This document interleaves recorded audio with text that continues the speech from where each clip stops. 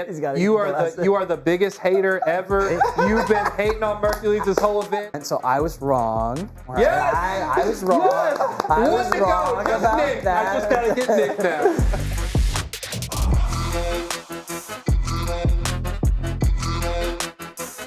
Optic Gaming are your 2025 champions for this season, and we're going to talk about that today and more on Queued Up, where the lobby is open, the mics are hot, and nobody is dodging. With me here today, Kepley, Davis, and a special guest, Mr. Dylan. Thanks for joining us, Dylan. Absolutely.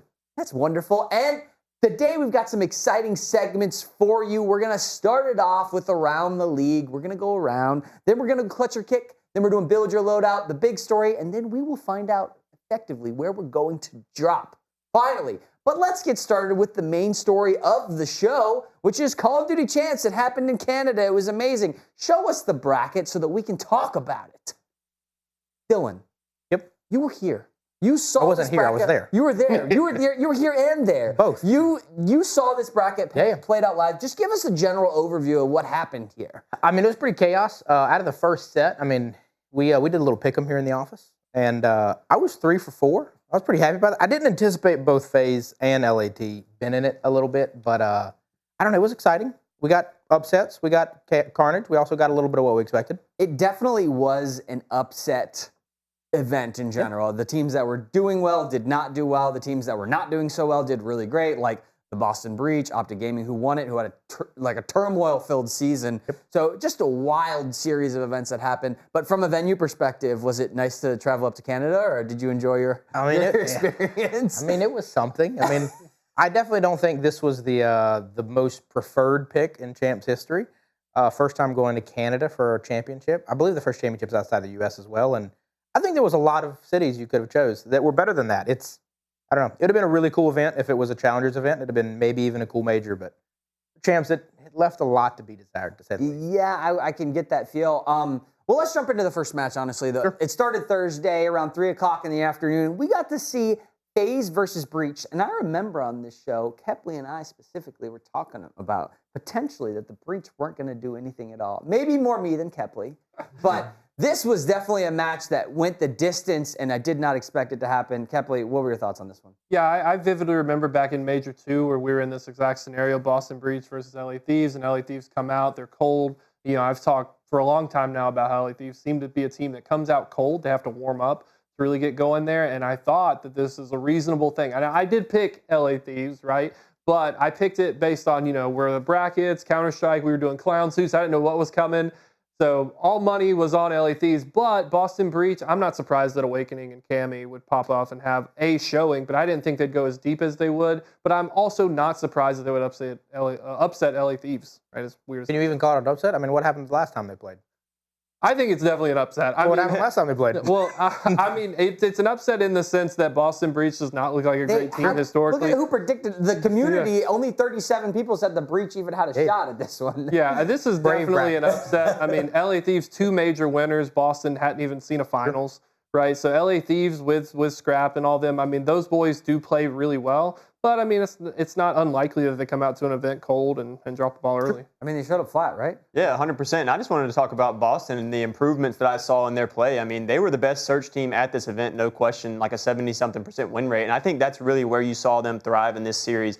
Obviously, Thieves won the first 2 hard points, but they show the old Neslo way. You can do it. Win those searches. You can back the control was so ridiculously close. Either team could have won. The fact that Boston was able to get that win going into the search or the back end, the search game 5, I was really favoring them. But impressive for sure. Big upset for me in my book. Yeah, I mean, and we've seen really good sides of Boston Breach throughout the year, right? But they've never been consistent enough. Sure. Like I remember going through the office here and talking with folks, and it's like, yeah, I'm defending Boston Breach because people are treating them like they're LAG, right? And it's like, that doesn't feel right. Like Boston feels like they're really good in the middle of the pack, but just they don't have that it factor to take them to the top of the mountain and actually win anything, but they're also not bad enough to be in the same category as like Carolina Royal Ravens. Yeah, I'm right there with you. I think Purge is probably their guy that I see with the highest ceiling, and I think he's missing a little bit of consistency. But like in this match, for example, like some games, he just fries with the best of the best. I mean, they're going up against Thieves. You have Hydra, who's pretty much the best player in the league, in my opinion. You have Scrap, great player, and he's frying just as good as them. And you see it a couple other matches this year when he matched up against Faze. So I think he has the potential. It's just really about getting the consistency there. And also, I mean, context matters a ton too, because like, all jokes aside, I mean, Boston has pantsed LA Thieves before, right? And it's like, that's why that matchup wasn't favorable for them. And then context is everything. We now know after the event that they were doing hardcore scrims with nothing but Surge and also Optic. And wow, it's weird. Those three teams did phenomenal. Yeah. So it's, you know, you probably play good people, you get good results. So I mean, I don't think that this is the Breach doing better. I think this is LA Thieves being flat. Like, they played like total crap. I don't think it was the Breach or a better team overall. I don't think we take, even in the next matchup, you gave me a best of 5 tomorrow. I'm not sure I'm not taking Breach over Thieves at this point still. I think it's just a bad series that they had, and they showed up. And then it kind of led into the next series where they didn't do well at the same time. So for me, it was just, but I think the politically correct way of what you're trying to say is like, Thieves are consistently inconsistent. They've lost in first rounds before. They've almost got DFR'd before. Yeah. They've also looked like the best team in the world before. And it's like, you can't maintain that. Sure. Clearly, you'll get double bounced. I feel like they have the highest highs and like the middle lows. If that. Well, if you DFR'd, it's kind of the lowest level. Well, yeah, but Seattle Surge also DFR'd before, but like we're not writing them off. You know, so like you see upsets like that happen. But I really like your point, CJ. Like if we go into EWC and this matchup happens, I don't know if I'm willing to put money on Boston Breach doing it again. But I'm not going to say that they're a bad team and they can't do it. I'm going to definitely be like, well, they've done it 2 times now, so clearly they have the ability to. I think more than 37 people would pick them now, though. I don't think it's 50-50, though. I don't think it's 50-50, but it's more than 37. It is. Let's move to the next match on Thursday. Another upset, I would say. Optic Gaming take down Faze. It's 3-0. Kepley, go ahead. What do you think about this one? Not even an upset. I mean, like, the writing was on the wall for this. We've seen that Optic has progressively just gotten better since Mercules has been added on. And in the build-up coming into Champs, they kept beating the top-tier teams. I was more worried. I spoke about this on a previous episode. I'm more worried about Optic against lower-tier teams, right? Because they've come out and they've smashed Surge, they've smashed Ultra, they've smashed LA Thieves, right? They've never quite been able to beat Faze, right? They only took 1 round with Mercules on the roster, and I think they took the other one with Caesar Skies. But the roster keeps improving, but they keep dropping the ball to like Boston Breach or like LAG, right? They lose these weird games. So coming in and Faze not looking as hot as they had, I mean, I predicted a 3-1 in this series. I put it on the bracket. Optic, to me, it was like very clear that they could easily make a run at least to winner's final, where I thought they'd fall to LA Thieves, and they just took off. Yeah, for me, I mean, I thought it was a huge upset, honestly. I mean, Optic hasn't been able to beat Faze the whole year. They saved it for the best time to do it right here at Champs. And, I mean, tremendous play from the whole team. And, I mean, for me, it's just how, well, I guess Abizi did play well this game, but just the tiny terrors were just irrelevant this event. And it was absolutely insane. I was just shocked to see it. I mean, you think of Champs, classic Champs, they're going to show up and give you their best form, but it was just not there. It's crazy because in the beginning of the CDL era, you had the Tiny Terrors were either in the finals or won the finals for the first 3 seasons. And then the last 2, it's like, you're the best team in the world. You look at the best team in the world the whole year. And then when it matters, you're the worst team in the world. And you're trying not to get DFR'd, join LAV. And wasn't it Major 3 the first time in history they didn't make Champ Sunday? I think probably, that was 3, I mean, yeah, they normally always make finals, at least. Okay, I'm going to ask an interesting question here, because does this take Simp out of the GOAT status for anybody? Oh no, I don't want to disrespect Simp at all. Like he was in it.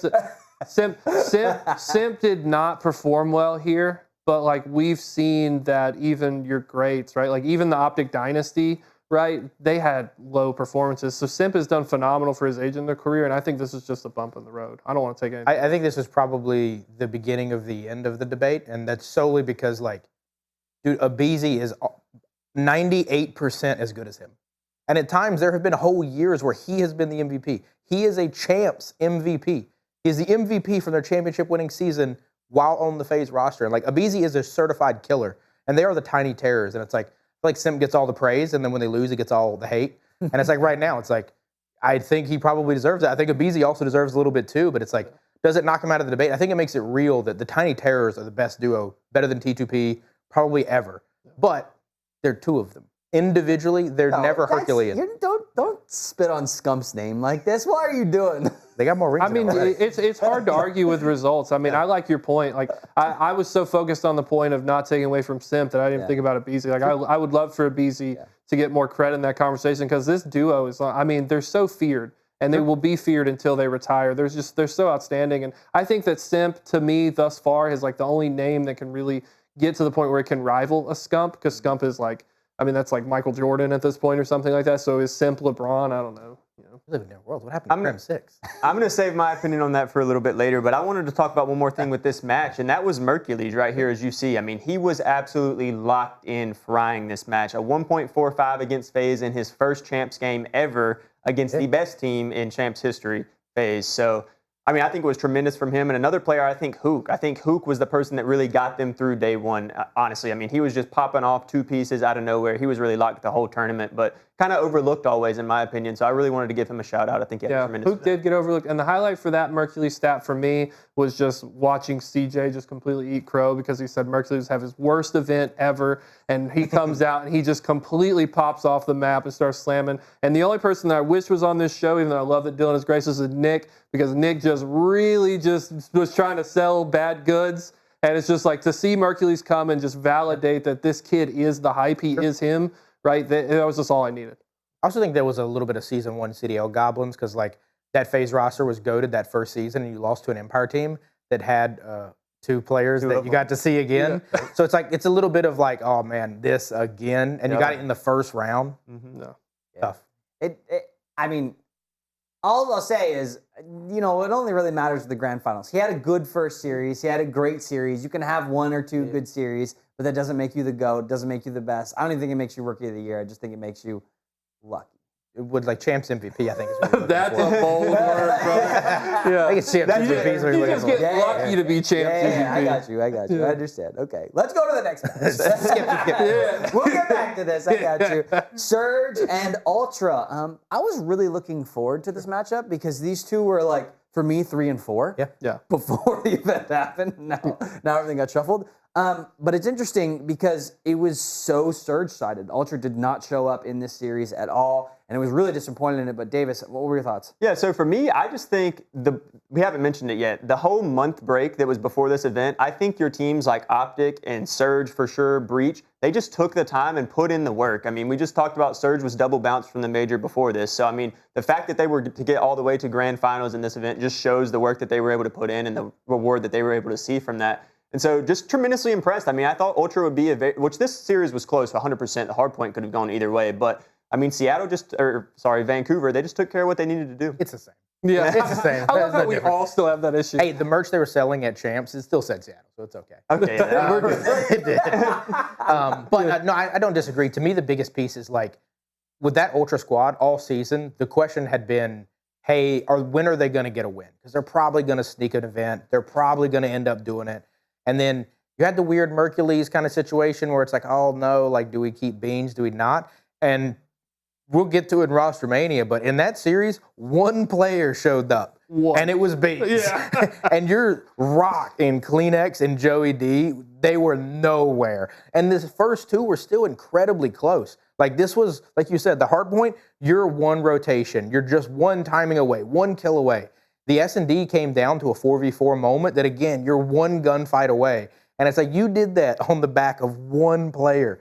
The other 3 just didn't show up. And that's kind of what, like, coming into the event, it's like, hey, if you want Ultra to make a run, it's your home champs. Yeah. You want the miracle, like, bro, you got to show up. Yeah, my assumption, and I don't know this to be true, obviously, is that there was some inter-team turmoil since the Mercules situation, because it feels like that's the moment where they really fell off the map, right? I think the vibes changed. Like, Joe Deceive stopped playing well, and then, you know, again, we'll talk about it in Rostermania, but you get rid of Beans, and, you know, Joe's, like, praising that this new Abe guy is going to be the whole thing. It's like, Beans missed one event, and that guy was lightning before, and he's lightning now, so it's just weird to me that it feels like maybe they had this sense of regret for not keeping Mercules, and maybe the team didn't agree with the decision to keep Beans, and it caused some type of chaos. Well, I will say, I mean, one thing that's interesting to me was I heard some talk from the back office, basically, of Toronto saying that, you know, they went to the team and asked them how they felt about the roster in the current situation, and they basically decided that they didn't really need Mercules. And in my opinion, Hex, the way he went about it with Optic, is the way you've got to do it when you're running a roster. Like, obviously the people that are on the team are going to try to save themselves and save their team. So they're not going to tell you, hey, this guy needs to be dropped. Like, this guy's our weak point. They're going to always take their player and their friends back. And so you need that figure that can overlook the team and say, no, like, this guy has to be put in. And that's what Hex did. He didn't care. That he asked the Optic team the same thing, and they didn't want to drop Skies. But Hex said, I don't care. This guy's insane. He's coming to the team. Look at them. They're champs winners. You flip it over to Ultra. You keep the same team. You keep this vibe. Maybe two people, maybe it was Kleenex and Insight, the guys who have been here for so long, the rock of the team, maybe they made the decision, and you have guys like Beans and Joey D who are sitting there like, well, dang, we think this would have improved the team. I think that just kind of messed up the whole vibe. Also want to shout out Zenny Methods also helped Hex on that decision on the backside. But no, I don't disagree at all. And it's also weird to me because we'll get to the roster side, but you see like Joey D comes out and is like already praising this new cat, and it's like, bro, if you wouldn't have bottled it, you'd be a world champion right now. Like, this is weird vibes. Yeah, I agree. Interesting. We're going to jump to our next match, Faze versus Miami. This one actually goes out there, and this is where we see Faze really fall apart on this last one. They get 3-0'd by the Heretics. It was a close hard point on the skyline, but after that point, I think the Heretics kind of found their momentum and ran with it, and Faze was just never able to grasp onto their roster. And you look at the bottom of that one as well. So, Dylan, what do you think? Yeah, I mean, for me, it's, you look at the bottom side of the Heritage, you got Rincore and Super, which are two of the young guns out here who are just slaying. And then on the other side, you look at the Tiny Terrors, who are the whole reason that, for the lack of a better term, organization has been relevant. And in this series, they are the furthest thing from relevant. And you have Celium, and then you have Drazi, who are trying to kind of hold it down.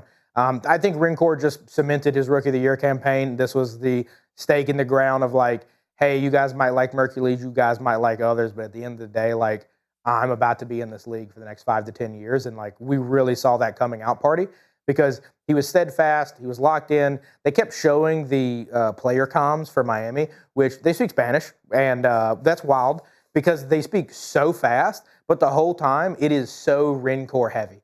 And it's like, you hear him constantly being active, constantly telling the team where to go, what to do. And to do that while top fragging is nuts. Yeah, Miami and Seattle, right? I don't want to detract from them, but just to name those two teams, those are the two teams this year that I would have been thrilled if they won champs because they kept coming so close. They kept getting second place finishes. They could never quite get it over the line. And my prediction, hot take of next year is that those are two teams to look for that are going to absolutely take over. And I wouldn't even be surprised if one of those two teams wins EWC. But I mean, Miami has just been so star-studded that I'm not surprised that they beat Faze. It's more so that I'm surprised that Faze was in a situation to lose out this early. It wasn't even a gunfight. It was like you were just like stealing from a baby. Yeah.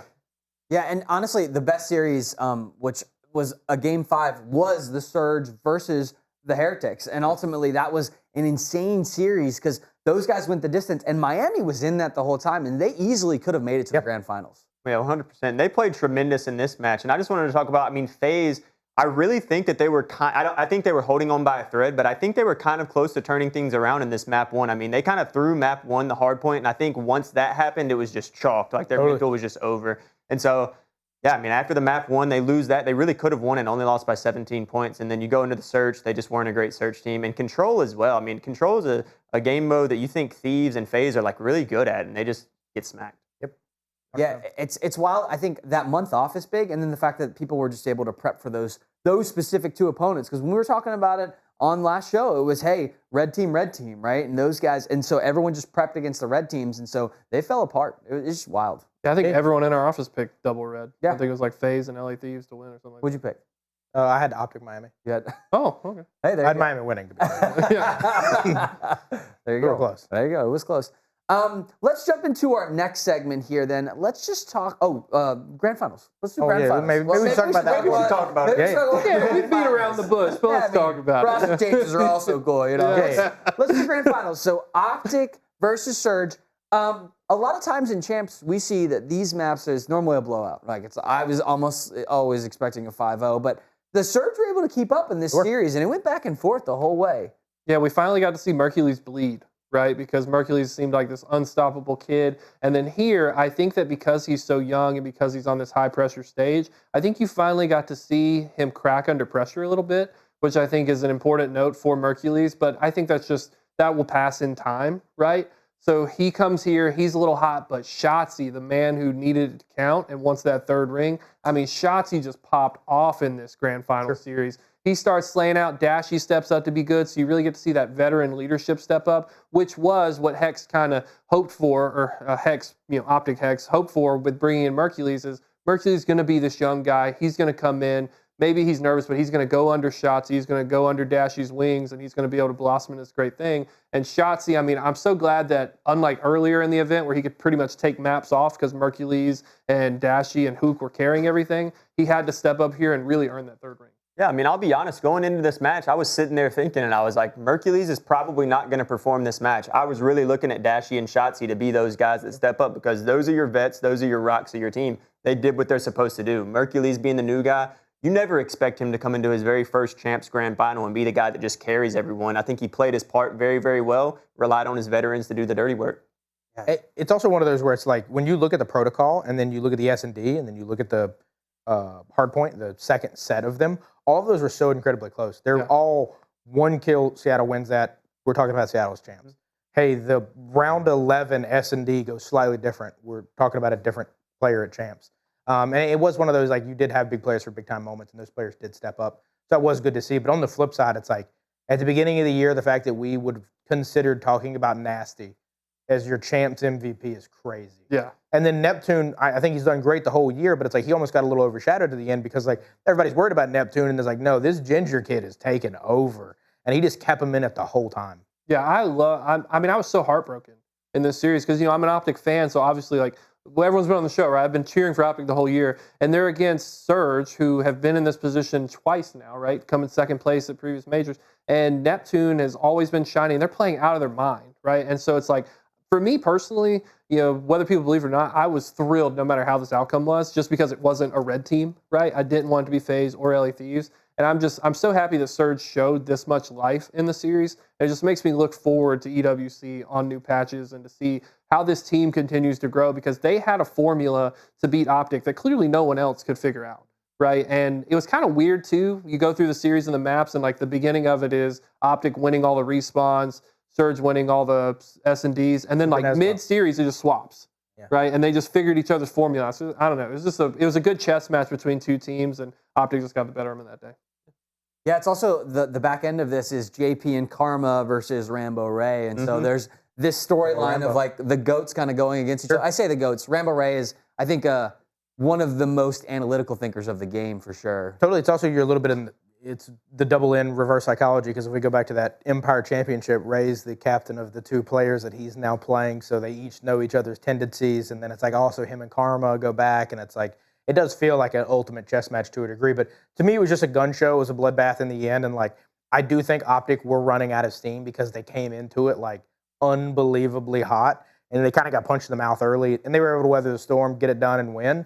I do think that. For me, I still think that if we got a Heretics versus Surge, that would have probably been a better chance. But this is probably T2 champs in terms of how long it went and how competitive it was. Well, and I felt for Dashy and Shotzi because they had really battled in this roster the whole year to get to this point, and you could see it just on Shotzi specifically. It's like he was not about to get to that spot and lose, and that's one of the reasons I think he just willed his way through that last series in order to get him to a spot where he could collect that second ring. And I mean, those two specifically together, it's going to be an interesting conversation for next year on what happens with them and what they're going to do next. I mean, I was preaching that one of those two shouldn't be on that team from the first roster swap. And then it's also, you go all the way to game 8, and it's like, at that game 8, if they do not get that backside rotation coming out of the middle of the market, it's like, yo, this is going to the last one, game 9, and you really want to play them in an S&D for everything? I do not think you do. I was nervous, bro. I was biting my nails. Me too. I saw Hoop and Shotzi rotated. I was like, hold the line, hold the line. No, I did not want that, man. And I just want to, I want to give a shout out to no one we've mentioned yet, but, like,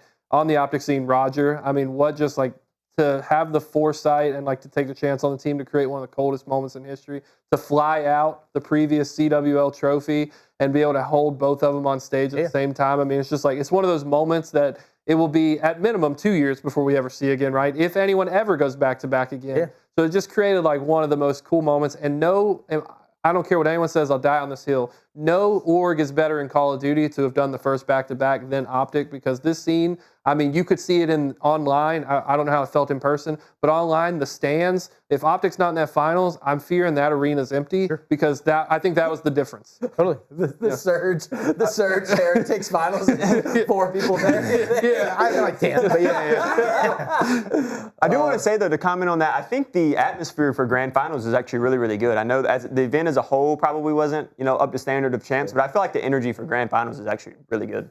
Hey, the good news is a lot of people online got to watch because they weren't there. Yeah, exactly. Set a new record. Helps the numbers.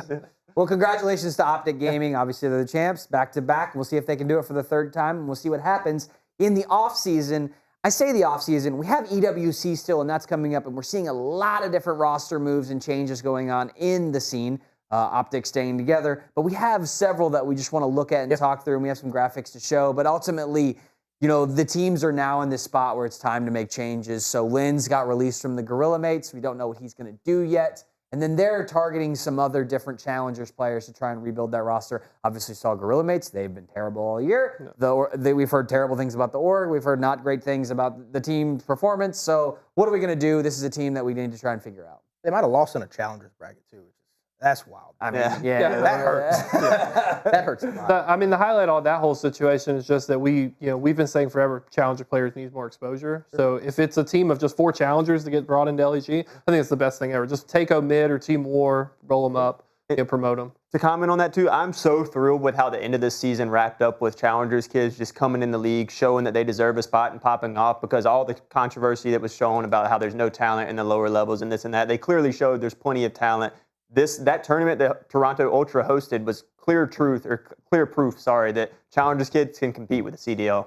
I agree. Especially the bottom 2 or 3. I don't know if you get to like 7, 8, 9 what that looks like, but ultimately there needs to be something so that we can compare apples to apples, because right now I think a lot of the players are trying to protect their spots, and we need to create an open organization where they can not do that. Yeah. Oh, so not like franchising. That's crazy. That's crazy. Wild idea. Crazy. I mean, there you go. We also saw some news. Cloud9 drops Capsule, this was a LAT Diff effort for them trying to make the actual champs. Get Gwyn. And they got Gwyn from the Carolina Royal Ravens, who had a pretty good event. Yeah, they're going to be online next year, because I think that's a pretty good pickup if they got some online qualifiers. He did good on land, though. He did. He actually did for the first. Oh my goodness! I was spamming chat with Gwinternet rules. I was spamming Gwinternet on land. Yeah, they're playing servers in local. Yeah. Well, clearly Cloud9 believes in him. Yeah. I mean, he did look good online. That's the best he's ever looked in his career, and that's not meant to be a slight at him, but it's like he does show up online, and he has historically not shown up in person, and he finally did show up in person, which is good. Yeah. I just hope this is a good career move, because that Cloud9 roster looked bad. Dude, I like Sib. I think Sib's still got it. Sib's got it, but he's the only one who's got it. Now maybe this just Gwyn. feels like a lateral move to me. Like you didn't promote or grow in any way. Yeah, I agree with that. I don't know. What other ones do we have on here? This is Carolina Royal Ravens saying, hey, then TJ Halley. That Carolina Royal Ravens roster is also in the same scene as Gorilla Mates, where they're looking for some Challengers players and blah, blah, blah, blah. But we see TJ get released from them, and then he goes to the Falcons. Yep. Confirmed earlier today. So, again, it feels lateral to me. But, I mean, there was a lot of stars on that Falcons roster, overall, like Arcities. So it's like, TJ Halley, I mean, I respect him because he had a great time at Optic, but I just don't know what value he brings to that team that the other stars didn't already bring. I'm going to ask a loaded question, and it's a little bit on the dynamics of that team, because I think Pred is a bold personality. Yeah.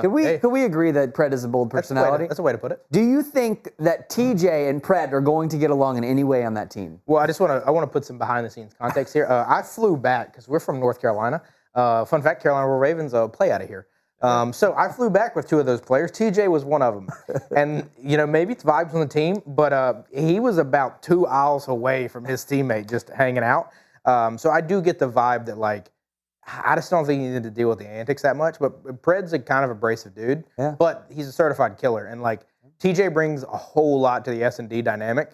So it does open up you. If you can control S&D, you can control a control. If we're running that next year, then, Neslo people all day. Like, screw the hard point. You can win it that way. But, I mean, dude, Pred's got a gun, too, where you can win hard points just off his back. So Just depends on how they play. But whose place does he take? Well, that's what I want to say, comment on that at the end of the day. I mean, when I look at these teams and I look at Carolina Royal Ravens and the roster that they had, and then I look at the roster that Falcons had, although their record is not very good at all, I would say the Falcons roster is much more talented, in my opinion, than the Royal Ravens. So it's just a very enticing move, in my opinion. Like you said, it might be a little lateral based on the results that they're having, but the new team that he's jumping into, I think, has way higher ceiling. Also, I don't think Priesta and TJ Halley are like leaps and bounds different in skill level. Yeah, but they both have really good but no hate on TJ, but it's like, who else is calling him? Where are you going to go? You going to Gentleman? That's true. You going to Gentleman? Well, and that's why it's weird. So that Falcon roster, even as it got put together in the middle of the season here, as they made their last-ditch attempts to do something, is like, they're all good, but I think the emotional balance of that team was like, they did not want to hang out with each other, didn't like each other, you know? I'm blanking on the kid's name. What's the kid's name? Excellent. Yeah, that kid is like, that's the hope. Yeah. Right? That's the vibe. He also joked on a post today that said he's going to be the flex now, which is awesome. But no, I think too, though, the hate on the Falcon side is like, props to them for trying to see that roster through for the first two majors.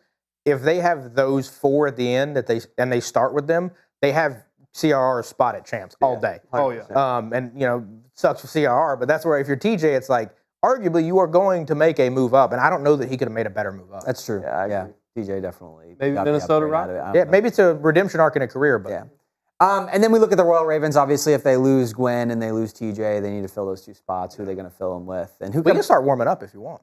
There you go. I'm down. We might be next. We're close. Yeah, we're close. We can make it work. I've competed. I'm not next.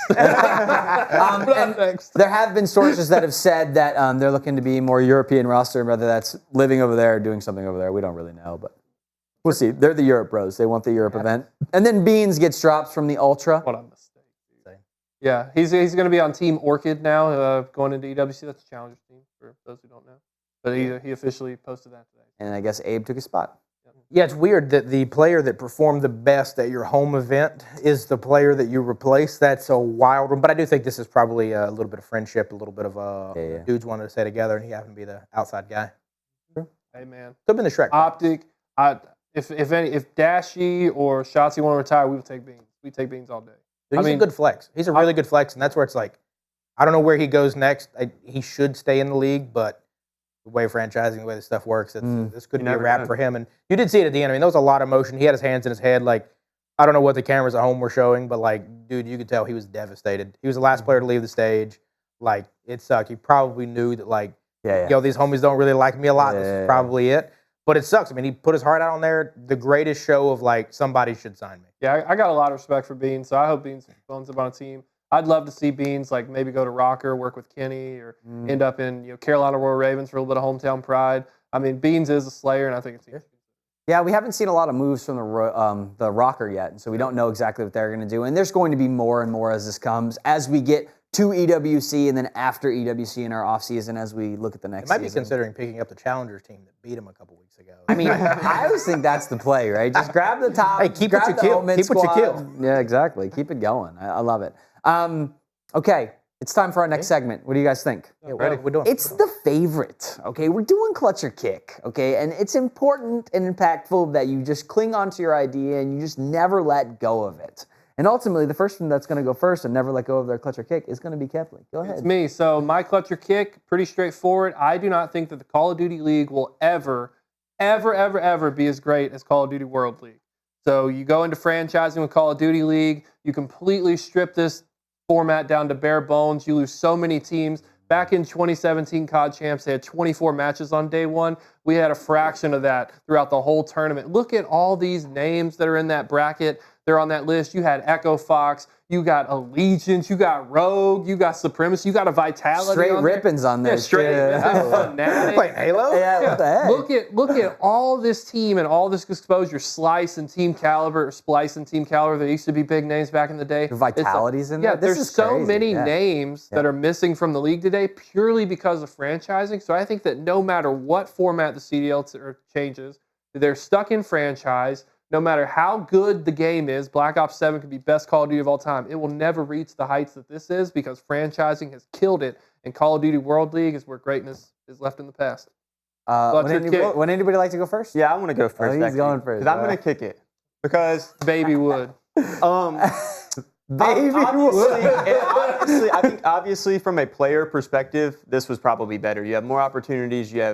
Whatever. There's so many different teams. But from a viewership perspective, I think this is terrible. You have so many games that honestly these orgs just aren't very well known, don't have very big fan bases, and so those games that you're taking up time for and taking slots for, they're just not very beneficial to anything as the league as a whole. So I think honestly, I think the franchise is the way to go. I think I think it needs to be expanded and there needs to be more franchise teams available.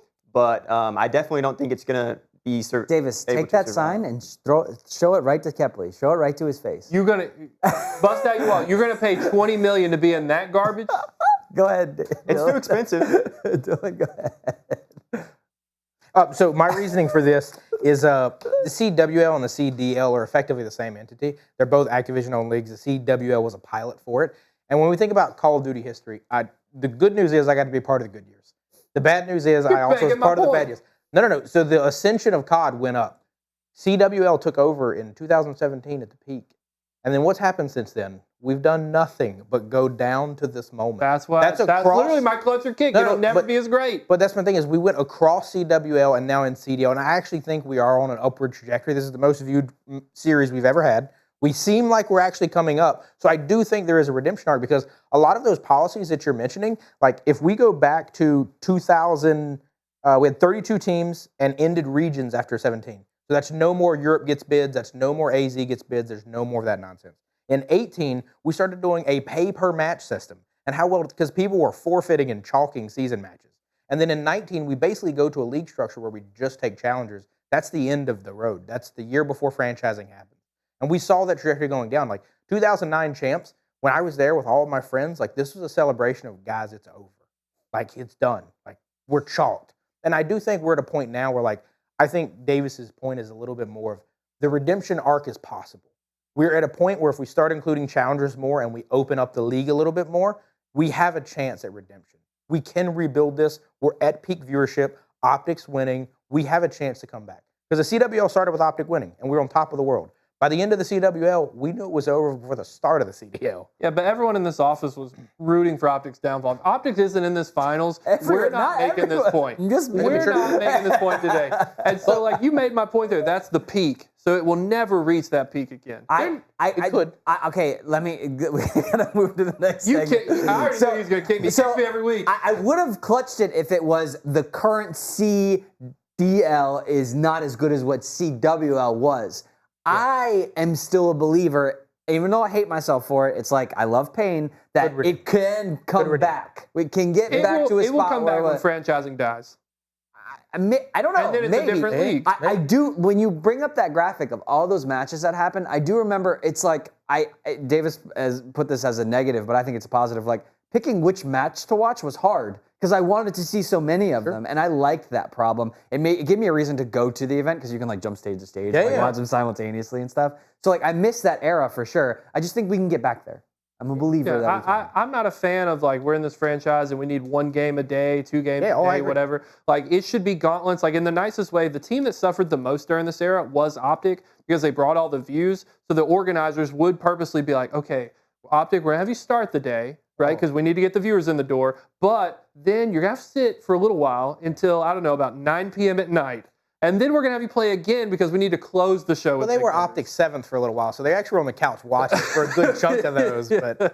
But you know, the point is still there, right? Like, and that's the thing is, I just miss all that exposure. I'm like, I think it's weird that these pro gamers, like any of them, have the sentiment of like, I can't play games too much. It's like you get to play online league, which doesn't even matter in my mind at most of the year. And if you go to LAN, that's grind time. You get to sit down, you get to play all kinds of talent. Everyone gets exposure. You don't have this weird situation where Beans has to leave his visa at home for Mercules to show up and turn a whole franchise org team around. Yeah, but that's his point of like, if you said end this league today and compared them, you're right. But if we've got a chance of redemption, I am the biggest COD stan. I want the redemption arc, and we have a chance at it. I'll concede. Biggest COD stan. I'm biggest COD hater. No, we're in a black I like the clutch. I like the clutch. I don't agree with it. That's all. Dylan, go ahead. So that's ironic because mine is the reason that Call of Duty is failing is not because of franchising. It is actually because of Optic and Faze. And the reasoning for this is your sport. I agree with you. If Optic is not in the final, 56 people watch that final. And that's more of a testament of Optic did a really good job of marketing themselves. They've never marketed the league. And now that Scump is gone, they've went down in viewership. The most viewed Optic videos are from 2016, 2017. And that's because Scump was king of the world. We had Nade Shot, we had Courage, we had all this cool stuff. And Faze was right there with him, doing crazy trick shots, figuring out who could pay Pomage the most per year to get them on their organization. And we were growing and cultivating players. But if Shotzi leaves, if Pred leaves, if Mercules leaves, we don't really care. They're not a face of Optic. They're never going to be what Scump is. Yeah. And because of that, if franchising was open tomorrow and we allowed Challengers team to play with or without franchising, COD isn't dying because there's set teams in the league.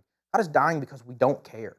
We don't care about the faces, and the only thing keeping us here are two organizations that are not giving us anything to care about. And until those two organizations give us something to care about, it's done. And that's why franchising isn't killing COD. Those two orgs are. Monologues on the clutch or kick, keep them shorter. No. They're like, whoa, we're getting... No, I appreciate your point. I think it's good. I'm going to kick this.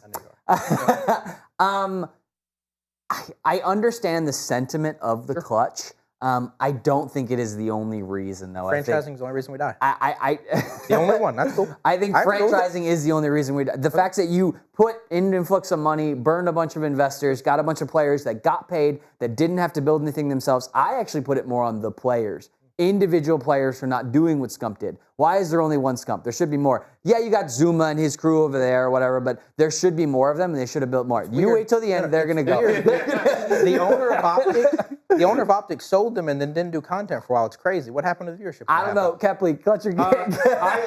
I really wish that there was like a middle option here, right? Because I'm purely kicking this off of like your point before.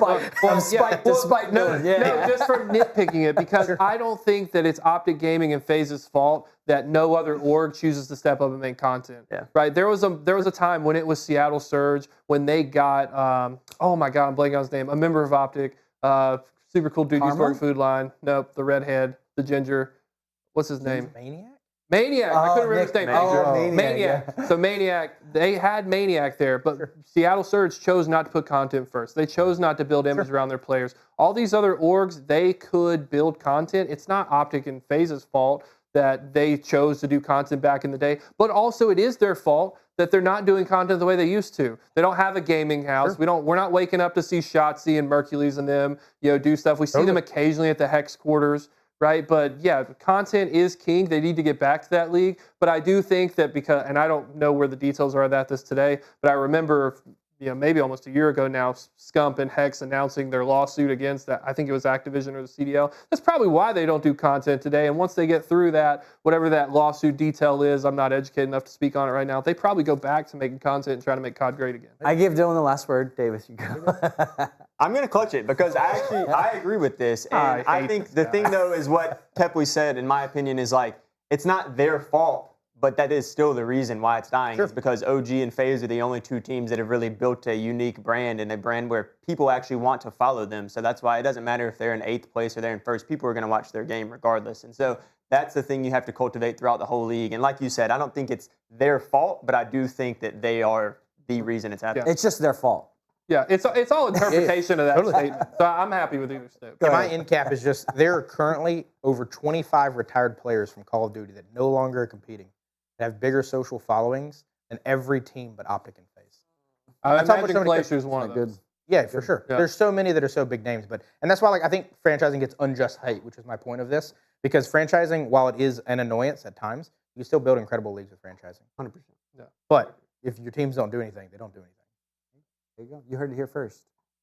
Good luck hosting this show, buddy. Davis. Coming over to me. So I think we were actually talking about it a little bit earlier, but I think for me personally now, I think it's time to say it. I think Shotzi's over Simp all time, and I'm clutching that. So y'all's turn. Hey. You go first. Shotzi, I don't know. Shotzi over Simp? Numbers. Oh, okay. Shotzi's got a good career. And also, just to throw this on there, I want to say one more thing. So, thing we mentioned earlier, Simp, the only people that are net new to his team, actual players, not substitutes, since 2019 that he's played with is Slasher, Artsides, Priesta, Major Maniac, and then his current team. These are all the players that Shotzi has had to go in and out with, won 2 rings with, won all these events with. Fred, Kenny, Hook, Illy, Ghosty, Scump, Proloot, Skies, Vivid, Glacier, C6. I guess they just don't So, like Shotzi. He just At the got a lot end of the teammates. day, Shotzi's teammates are going everywhere. He's still performing. He's still winning. Simp, he's in a comfortable I don't situation. know. I don't know what I want to do. I'll go first. I'm going to kick this because Simp is never in his career going to go 0-13. Simp is never going to go 0-13? Yeah, he's never going to go on a losing streak like Shotzi did all this year. Okay.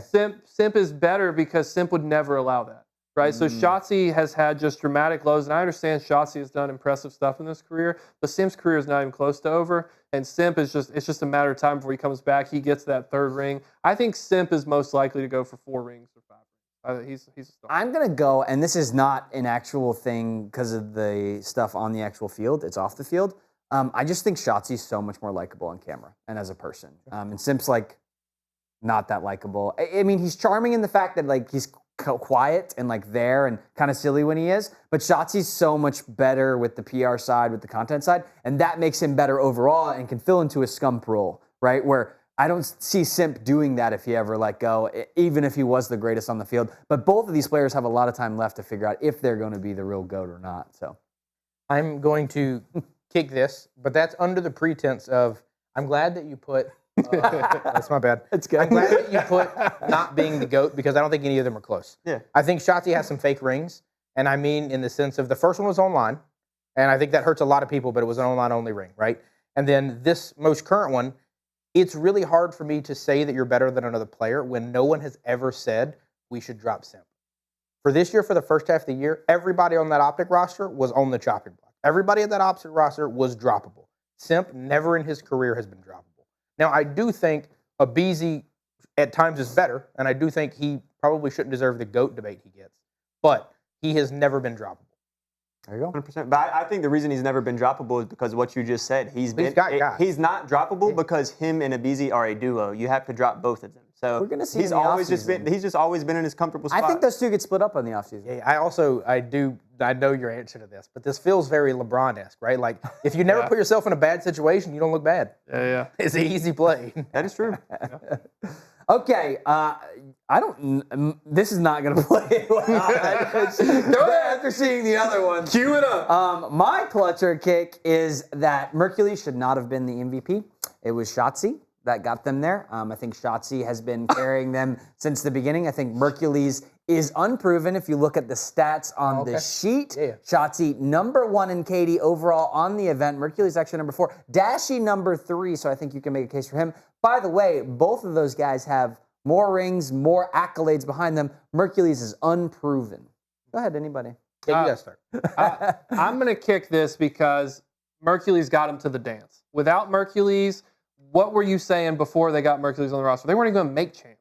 You put them as like a number 12 team. You put them down there with LAG. They lost to LAG. Mercules comes onto the roster. Surprising slaying power, right? He stuns all of us. It proves that his run with Toronto Ultra was not a fluke. He comes into the league, completely turns around. He gets them all the way up. And yeah, Mercules got a little cold in grand finals, but Shotzi literally had search and destroy maps that he played where he didn't get a kill for like 6 rounds or whatever it was. Shotzi didn't perform until the finals, and that's why, right, to Davis's point, he is so good because when the moment mattered, he stepped up, and Mercules did let off the gas, but that's going to pass with time. Mercules, it's literally his 3rd event ever. I'll take last word. Go ahead. Yeah, you go ahead. I'm going to kick it because the way I see it, I mean, I think anybody from this team could have genuinely got the MVP trophy, but my reason is it's his first champs. It's his first champs, and he's shooting just as good as anybody. He has the best battle point rating, so even though his KD wasn't as good with his objective control and everything, he was the highest rated player at the event. And so as a rookie, if you're that player, you got to get the MVP. Totally. I'm kicking it as well. Easy kick for me. And that's solely because when you go into the finals, what are we talking about? We're talking about, is he going to break every single record? Going into the finals, he had a 1.46 KD in hardpoint, highest in champs history. 3.0 S&D KD, highest in champs history. 1.46 control KD, highest in champs history. All of those going into the finals. Now, map 6 in the finals, he totally laid the egg. He sucked. It was categorically bad. If you remove the 6th map, which they lost, he is the best statistical player on the team. There's only even one that was close, and it's a search and destroy where do you want 4 more kills or do you want 5 first bloods for your team? So you go up early. And that's an argument, but other than that, he was the best player on the field. They did adapt. I think the advantage of Challengers players is that nobody knew how to play him, so he got to show out early. By the end, people were like, yo, he's going to do this. He's going to be here. Yeah. And he did get hit in the mouth a little bit, but everyone else's point, you don't make the dance without him. You're not there without him. And CJ, I know you're gonna get the last word, so I gotta say it. You are the biggest hater ever. You've been hating on Mercules this whole event, and you're just doing this clutcher kick because you're salty. It wasn't his worst event of all time, like you tried to say. I did say it was going to be his worst event, so I was wrong. Right? Yes! I was wrong. Yes! I was wrong about Nick. that. I just gotta get Nick now.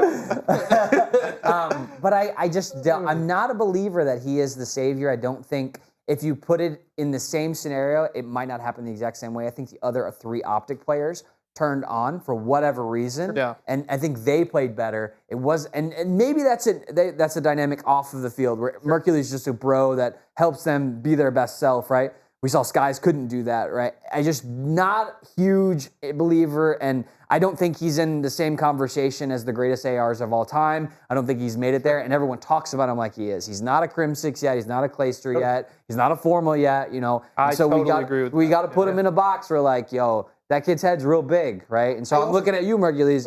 Your head shouldn't be that big, dog. You won one. Good luck on the next. You don't say a lot of things good. I think Davis's point, though, is pretty valid, though, because when I looked at the actual individual maps, on map 4, Dashy dropped 43. Nobody else had over 22 kills. He doubled the rest of his team's kills. Sure. And then you have another one where on map 2, Shotzi gets 1 kill.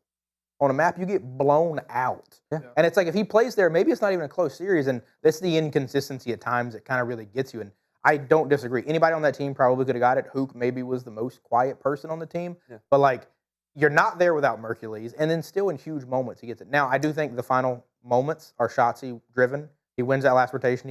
He literally wins you champs. But yeah, I want to be clear. He got event MVP. Finals MVP was Shotzi. So Shotzi got the finals MVP for being in champ finals and winning that. But over the course of the event, Mercules had a great performance. That's why he got event MVP. But I love your point, CJ. The kid's untested, and only time will tell as more people watch tape on him and they understand his strats. We're going to see if he is him or if he's just another Faze. I just want to have this conversation next season halfway through and see where Mercules is at. Just the midpoint, Mercules has been dropped. Mercules to LAG. We will see. Okay, next segment, I believe it's Build Your Loadout, where we're going to look at our loadouts. Yes. So we are going to. Thank you, production. I love you very much. We love you, production. So we're going to look at our dream roster. So we're going to take 4 players from this past season. We're going to make a new roster, and then we're going to have them fight each other. No, I wish we could do that. We could do bots playing against each other. I would pick very differently. Okay, if you're watching and you're a pro player and you get picked, we'd like to set up a scrimmage, okay? Not hand-to-hand combat. Okay, Davis, go ahead and give us your perfect loadout first for who you would take into this season to win. Yeah, so going into next year, I'm taking Rincor, Oh, weird. No Mercules. So weird. How did that happen? Hydra and Dashy. For me, I thought you couldn't pick 2 people on the same team. This is hacks, bro. I thought you could do 2. You can do 2. You're good. 2 and then max. For me, I mean, I think Hydra had a little bit of a slower event. So for me, I was picking this based off of everyone's performance at Champs, obviously. And I think, the Rincor, Shotzi, and Dashy, there's just no question there. I mean, why would you not pick them? They were the 3 of the best players at the event. Hydra on the other end, I think he had a little bit of a slower event, but if you look at it statistically, he was the best player for LAT, and I have it written down here. I mean, he had a 1.14 KD, even though they got double bounced. So, I mean, he was actually playing really well. And I think Hydra was probably the best player in the whole league this year. I know Scrap won the MVP, but I think, in my opinion, I think that Hydra was probably the best player, so he makes it into my roster as the 4th. That's a solid roster. It is a solid roster. Yeah. There you go. Okay, let's do mine next. Send it. Okay, my roster is... Where's my roster? It's on my sheet somewhere. Okay, right there. There you go. Hydra. Yeah, Hydra's the best. Like, we know he's the best, right? I got Scraps over there. I got Shotzi, and I got Celium. Celium, only player, positive all year on Faze. He's just tried and true. Yeah. Snake me, bro. Shotzi, I think he's better than everyone on that Optic roster. I think he should have been the MVP. And then Scraps. We know. I actually struggled really hard in my second AR with Scrap. I kind of wanted to go Rancor. I actually think that the league is missing like a big AR presence, and I don't love any of them honestly. I picked Scrap because he was consistent for most of the year, and I think he's a bold voice, and I like that. Sure. Okay. Yeah. Who's next? Kep, go ahead. Am I next? Yeah. Yeah, so mine, you already know, my first round draft pick. I picked Mercules, I picked Super, I picked Neptune, and I picked Simp. So I chose Simp from the Tiny Terrors. I think that Simp's leadership and history could lead to great things. But I've seen a lot of highlights out of Neptune, Mercules, and Super. So when I think of like a roster who may start out a little slow, right, lacking some leadership, the potential of this team is so high in what we've seen this year that I just think that the slaying power, Super, he could bring good content. He's got a good personality. I really wish that they went more into the Super and Scrap beef. Neptune, I think this kid could shine at any moment. And then Mercules, I mean, Champs MVP, deservingly, right, as it should be. And Simp is just, he's going to be a GOAT. I take my roster over yours every day. I think that could be a thrilling roster. Like, you have 3 of the young guns that are, like, really, really I'm going for talented. challengers and 1 leader, man. Yeah. The only thing with me is that leader, hopefully he can get into a position where he feels comfortable, like, nurturing and helping these guys along and not in the position of, like, I'm Simp and you guys suck. Yeah. Good point. Don't give stories. Yeah, so mine is going to be, you'll see in a second, but it is Rencor, Beans, Abizi, and Draza. Now, the big reason here is when I look at the other rosters, this is only players at Champs. I adore Beans. Beans is the GOAT. But if we included non-Champs teams, that would be Pred, for sure, unequivocally. And I mostly did this as I saw y'all's picks previously and wanted to go with different players. You can't do that. No, I just wanted to go with different players. And that's mostly because, like, I think that when you look at Abizi and Draza on the Faze squad, they've consistently showed up the whole time. And I would argue that Abizi has been the best player on Faze for the past 3 seasons, not Simp. And that doesn't mean the next game it's not going to be Simp. Simp at times is absolutely incredible. However, the past 3 seasons, it has for sure been Abizi. And then I think the problem with some of the others, like Scrap and some of those other players, is they just don't always show up. Everybody on that list, Rencor is the youngest one that we've not going to see a ton of. I've never seen those players not show up. Never seen those players get blown out. Are we going to rip each other's rosters apart now? I think Draza got blown out at this event. Yeah, I'll be honest. I think that all 4 of our rosters are really solid for different reasons. Like, there's a lot of strengths and weaknesses to each one. And I mean, Beans or Pred there, and your roster I think is a really solid pick. So I like the creativity beside it. But I think it speaks volumes that Faze looked so bad in this event and have looked bad for a couple months if we're really being honest and critiquing them. And yet every single one of their players got picked for different reasons on our roster. Same thing with the LAT. Yeah. I mean, the only one, if we're picking people's apart, the only thing that's weird to me is you went with Super over Rencor. I just like Super's personality. Okay. And so, like, when you're looking at a team that needs some vibes, like Mercules, he kind of, his presence a little awkward. Yeah, Let's be honest. Super is, like, great on camera, and I think that's someone that could really blossom, and I think Simp will eventually come out of his shell as a leader. And then Neptune, I don't quite have vibes on, but, like, kid's just a slayer. And so I'm thinking of a roster that can maybe have a little bit of content, but can also achieve great things. And I see a lot of great potential in all those players long term. Yeah, that's an issue with Hydra and or Paco and Scrap as well. Is like their personalities are really good. They're really, really exciting, but they have high highs and they have low lows. Yeah. I do think the Tiny Terrors, like even when they do underperform, like they don't care. They show up tomorrow. Like last year, they got blown out at Champs, and then guess what? They smacked everybody at EWC. We might be here in 2 or 3 weeks, and we might be like, well, that's Faze right there. They're back. That's crazy. Crazy. And nobody's going to be surprised. Hopefully, one of our rosters comes to life and we get a real one. I don't think it's mine. Hey, put some respect on Bean's name. That's right. I hope it is. If it happens, you heard it here first. We were the ones that led you guys to that decision. So go ahead and make sure your roster makes it next year to Champs. Yeah. Under the Optic banner. Whoa. With Mercules. Now we got weird. Now we got weird. Let's do the next segment. Okay, we got a big story. And the big story is there's something wrong with Call of Duty. And we've talked about it in different ways here, but I really want to open up discussion of what you individually think is wrong with Call of Duty, because we have seen it go from what the CWL was to CDL now to changes in franchising to changes in event structure, how many events, who's running them, what are the prize pools, to are we streaming on YouTube, are we streaming on Twitch, is the game good to play, what are we GAing, all that stuff. And I'm coming to you first, Davis. I want to get your thoughts on what's really some of the core issues with Call of Duty that we just have to address. So I wanted to address the gameplay because I have not been a big fan of the last multiple titles that have been released. And I think the last game that I really, really loved and enjoyed watching was Cold War. And the reason that I loved it is because I felt like that game was so mechanical. If you did the wrong movements, if you didn't know how to correctly slide cancel, you got punished and you would jump out of your slide and you were like an easy kill. And so I think there just needs to be more stuff in the game like that that's designed to punish you when you make misinputs. Because when I look at a game like this year, it's just spam as many buttons as you can. There's there's nothing that prevents you or will make you in a bad position.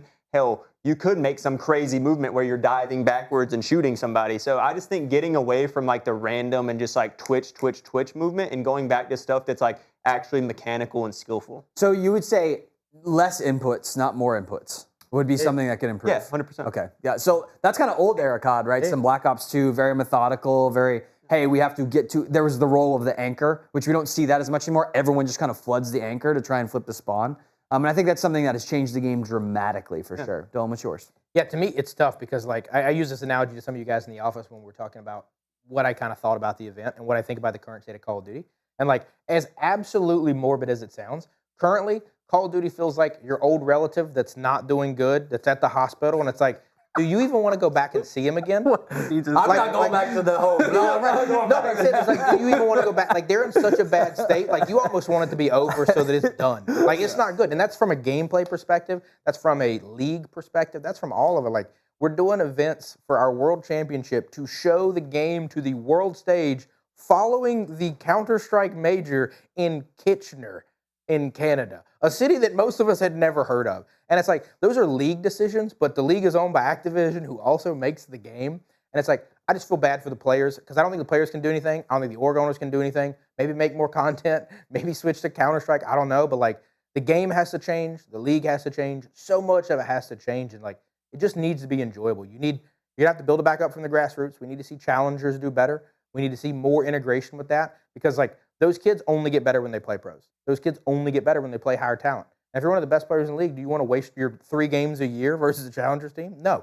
The champs team played 4 games. Yeah, like, it's crazy. Another thing that I just thought of when you were just talking, and I just feel like the mentality of the player is so much different now than it was like when you go back 15 years ago. Like back in the day, people were playing COD because they wanted to have fun. They wanted to hang out with their homies and stuff. But like people that are playing COD nowadays, like they're sweating and like they want to play at a high level. And so I just think that the overall foundation of the game needs to tune into that and be like, okay, well, our player base is actually really competitive and they want that. So we need to form our game in a more competitive way instead of still building it just like we did 15 years ago where pubs is like pretty relevant. And that's the only thing that they really care about is trying to improve pubs and everything. And they don't really touch the esport. Do you think like ranked at launch is probably a good idea? Yeah, like if you launch the game, like ranked should be in it. But ranked is a specific example where the publisher has come out and said they release it in January to keep you hooked for 3 months playing the game so that you will come back in January and play the game. And like, that's intentional from the publisher. And I think that's good for a casual player. That's not good for something you're trying to make a professional job. Yeah, and that's why we have 8's lobbies that show up, right? And why there's scrimmages and money 8's and like all these weird things where like Counter-Strike has ranked in it and I can go play and compete in that stuff and it's almost immediate. The other thing for me on this big conversation is 1GAs, we're playing a broken game, right? Like, there's an argument with players on GAs. Hey, you like those snipes at champs, right? They were good snipes. No you can't use a sniper rifle. Yeah, you can't use smokes. And like, Counter-Strike, smokes are imperative on where you throw smokes, and it makes a big deal on how you take sites and stuff. And we can't use it because it's broken in the game and you can cheese everything, and so the players won't use it. And it's like, those kind of things don't create a competitive environment that's fun for people to compete in. It creates cheesy things and cheesy rules, and ultimately, the community as a whole is gatekeeping in the fact that like it's hard to learn that stuff. Like, I don't know what all the GAs are right now today, and I'm certain they do, but you have to learn that in order to go and compete. And if you break that rule, you get outcast. And like, that's a silly way to treat somebody new to your community. And it sounds like, why is the player base dying? Well, they have to go through this ring of like trying to figure this crap out, and they can't do it, and they have to do these weird scrims, and everybody wastes everybody's time. No wonder nobody wants to play that crap. Yeah, and I'm kind of staying quiet on purpose because, like, I'm self-proclaimed Call of Duty biggest hater. But, like, I mean, from ranked play, like, if it gets deployed in January, right? Like, there's so many false promises that happen from the publisher, and then the GAs. I think the GAs are absolutely ridiculous. Like, when I think it was on the dealership map, when you see that wall bang on the B-bomb plant, like, everyone's whining about it. And if you go watch Counter-Strike and, like, wall bangs are a part of life. It's like you trying to set up these wall bangs. Because like you're not always going to hit them, but part of being a good Counter-Strike player is being able to play around those wall bangs and like take those 1v1s and chow or choose to save. Guns, like Counter-Strike and Valorant have had the same, I don't know the exact number, I'm going to call it 12 guns forever. They balance those guns exactly. Like, you're not always going to go pick an LMG or you're not always going to go pick a sniper, but there's moments and times where that makes sense. Some of the biggest moments you will ever see at Call of Duty, in my personal opinion, search and destroy snipe clips. Right? When you're in that moment in a tournament, players just GA everything that feels just slightly strong because they're also like soft, man. They're also sensitive. I don't know the right word, but like I understand not doing LMGs and shooting through 4 buildings to kill players. That's not fun. Maybe GA that go talk to the publisher who you just gave $20 million, $25 million, whatever it is to pay for. And like, hopefully the publisher wants to even work with these teams. That's the whole other problem is like, why have a franchise league and have people give you money if you don't want to work with them at all? Sure. Like, I think there's so many things that are fundamentally wrong with it. I don't see a way back. And it's weird to me that we came back to boots on the ground. And I keep thinking to myself, I'm like, you know what? Like that uplink game mode in jetpacks, like that was one of the most exciting game modes I've ever seen. Maybe like we don't want boots on the ground, but when we're in the not boots on the ground, the pro players who are just complaining that they wanted boots on the ground, they're like, oh, let's go back to jetpacks and do faster pace. The pros are never happy. No one's ever happy. So it's like just this toxic relationship and marriage, right? That you just have. And I could rant on this forever, so I'm going to purposely cut myself off. But there are a lot of problems. Well, and we talked a lot of gameplay stuff, but what about structure and league stuff? I mean, that's been an impact. $4.99 for the armadillo skin for champs. That's what really is like. Did that's we the ever, icing on the cake. this is not this. I'm asking very genuine. Did we ever deduce what the armadillo had to do with champs? No, they developed a skin and were like, hey, we need to sell this $5 skin. Let's put the word champs on it. That will sell this $5 armadillo skin. I didn't know if it was like a Kitchener animal or something like that. I don't know, bro. The armadillo. There's no armadillo. I didn't see one. And they did have beaver tails, which were these like little knot funnel cakes. Those were sick. Yeah, just seems like there's so many weird decisions being made, man. And like, at least you promote every event. You make sure to shove it down our throats. Go buy your Call of Duty team pack for Toronto Ultra or whatever. And it's like, hopefully that's given a profit, and hopefully that profit's going back to the teams that invested in your league that you're ignoring. I don't know. Yeah, I mean, obviously there's a lot of things that we can talk about. Ultimately, I think we'd all agree we'd love to see it get back to a state where it is good. I want to go and have a desire to compete in an open bracket right now, but right now I don't. Right, and it's really sad to see, and I hope we get to a spot where we can actually get to a great game that we can play. Which brings us into our next one. Black Ops 7 is coming out next year. Yeah. Do we have hope? Is there hope? This could be the first COD I've bought in 4 years. What? No. Whoa! This guy's going. That doesn't mean it's going. Are you to be. going? Are you going to the midnight release? Or are you going to do it on Game Pass? No. If it was good, I would actually buy it. But I don't know if it's going to be good. I mean, I hear that it's going to be Black Ops 2. I hear that it's going to be Black Ops 2 in terms of map design, gun feel, and gameplay. If we get Black Ops 2, I would play that game. If we get whatever Black Ops 6 was, I'm not going to play that game. Yeah, that's what I was about to say. I think the reason that I can't say I have hope is because I had the same hope whenever Black Ops 6 was getting dropped. I mean, it was talked about how this was going to be the greatest game, how this was going to be the Omni movement. Yeah, they said Omni movement. Out. Yeah, Omni movement. Like, dang, this shit's going to be so good. And I was just like so disappointed with Black Ops 6. So I'm not going to say I have hope for it. Yeah, I hope that they go back to the drawing board. They make I have nothing wrong with Hacienda or Dealership or anything stuff, but like these are all old maps. Right, like go and create new maps that are good, that are competitive. Like if I hear it's going to have a little bit of wall running. I don't know if this is true. That's definitely not Black Ops 2.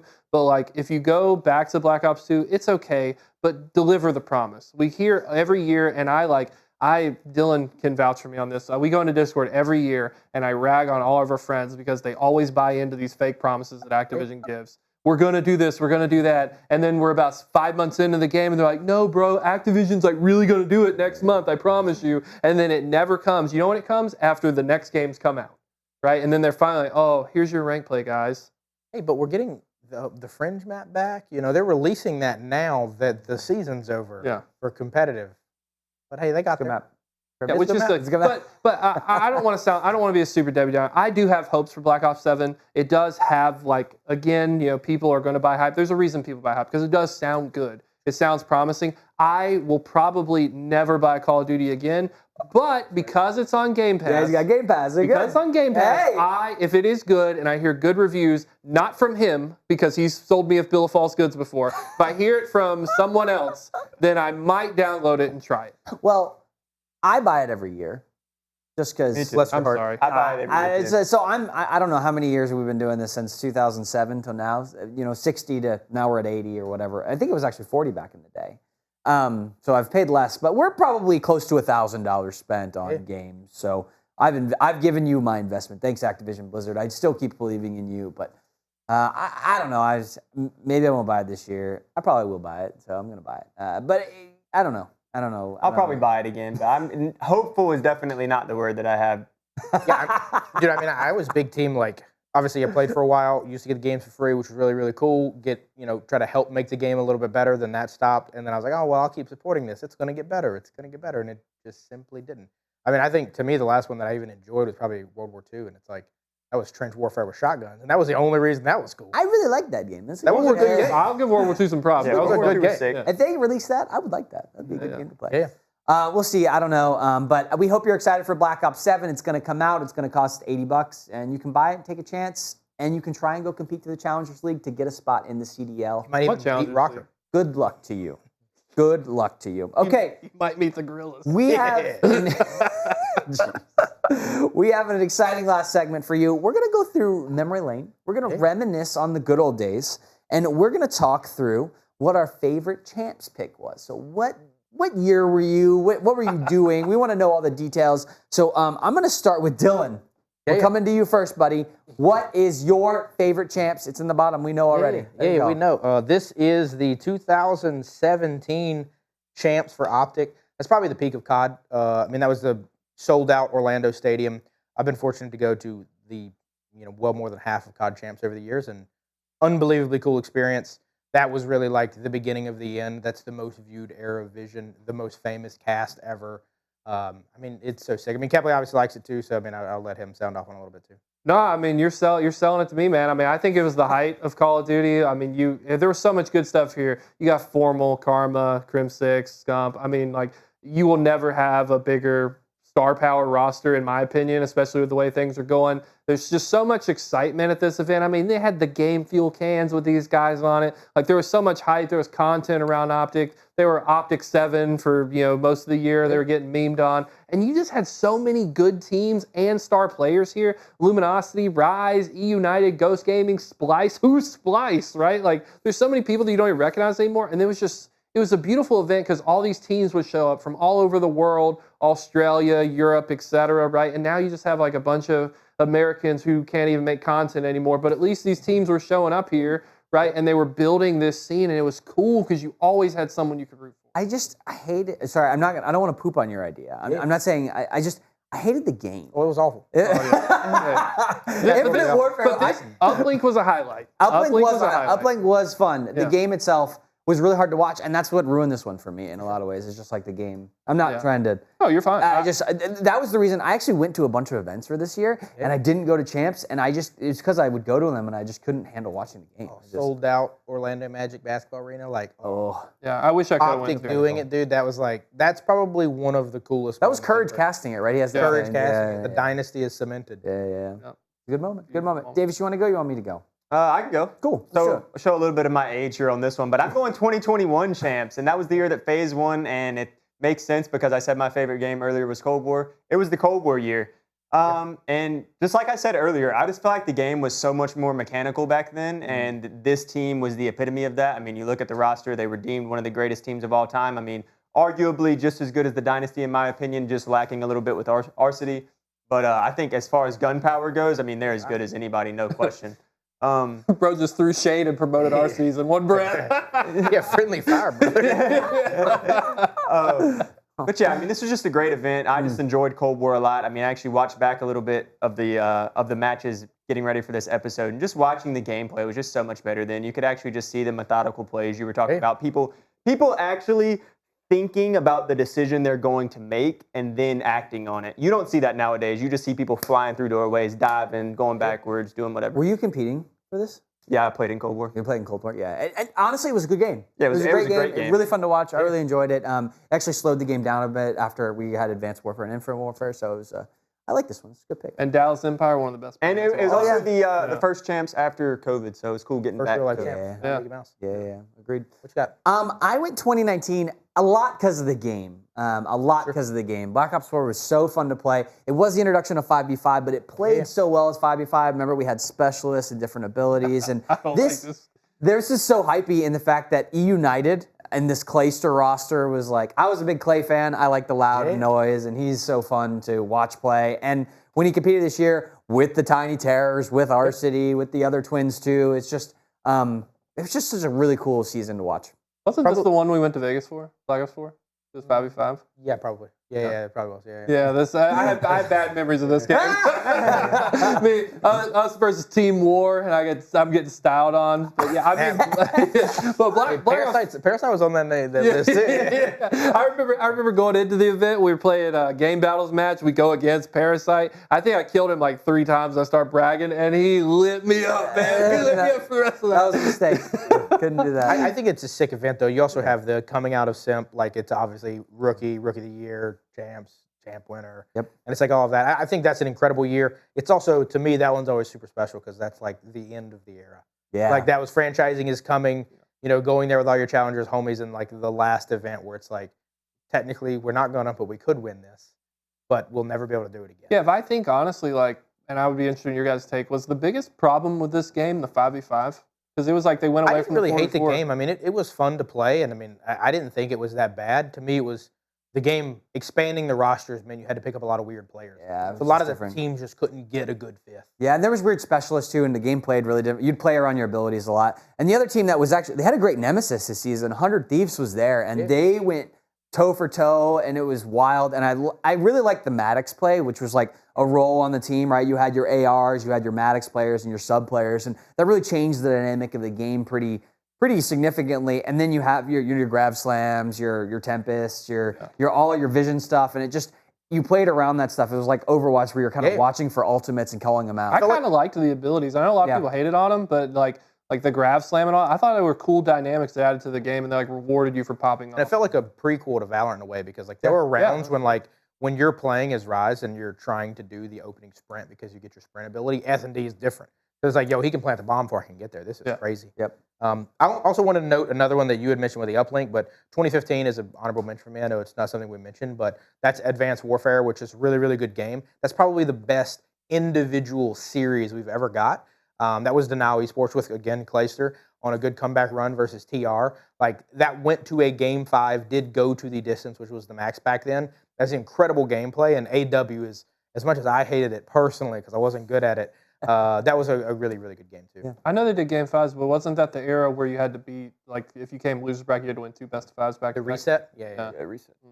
And it went the whole distance? Yeah, it was a max distance game. Clay and them ended up getting it. JCap almost had a crazy 2v1 clutch in the S&D, but didn't. They won. It wasn't round 11, but it was 6-4.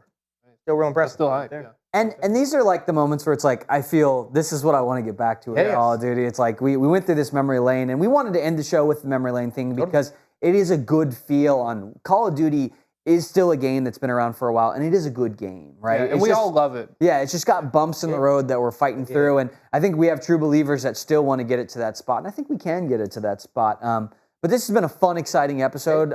Call of Duty is something that's close to our hearts, and we thank you for watching, and we'd love to hear from you below. Go ahead, like, comment, subscribe, and go ahead. We're still trying to get Davis a steak. We can't afford steak for Davis, but as soon as we can, he will bulk up, I promise. At least 10 comments on where your favorite memory of champs is, and we can get Davis a steak. That's true. That's true. Wait, I would buy steak. I would buy Davis a steak for that. That's a good idea. That's good. Served up next episode.